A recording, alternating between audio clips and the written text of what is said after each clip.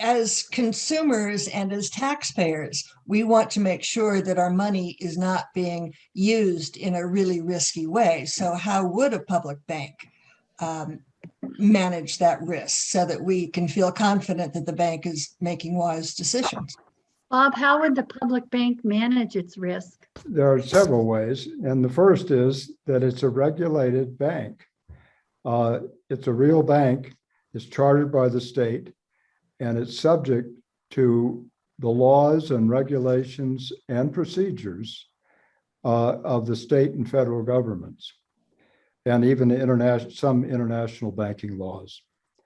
And so that requires reporting certain very important pieces of information to the state and to the federal government. It would be subject to the procedures of audits, regular audits by the Fed or the FDIC.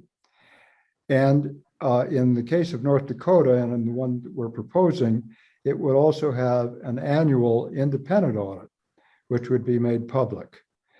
And that's the first area, and that is the legal, regulatory, and procedural way in which any bank is subject to limitations on risk.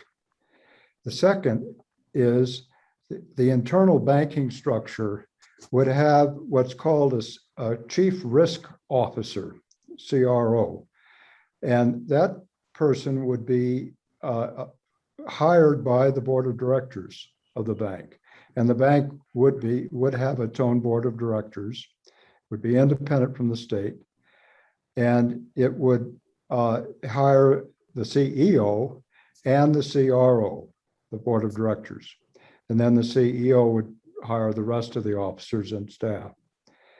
The CRO would be responsible for reporting any irregularities or any questions of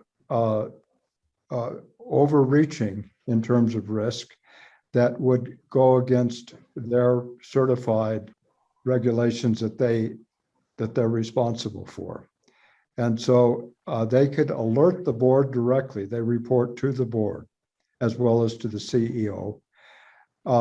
And they also have under the CRO, a compliance officer that is monitoring all the regulations so that it's in accord with what the risk mitigation efforts are on the part of the governments.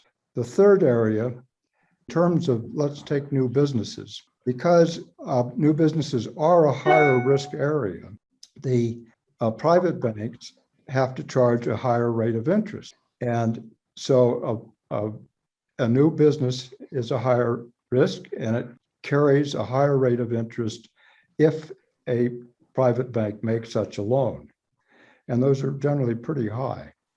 With a public bank, because it wants to encourage new businesses, it can loan at a much lower rate.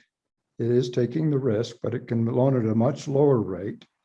And that has the ancillary effect, very important, of giving a lower interest rate to the new business, which gives it a better chance of succeeding. A fourth area of reducing risk is selective investment strategies on the part of the public bank. So a selective investment strategy is also another way the public bank can give direction to reduce risk on new businesses.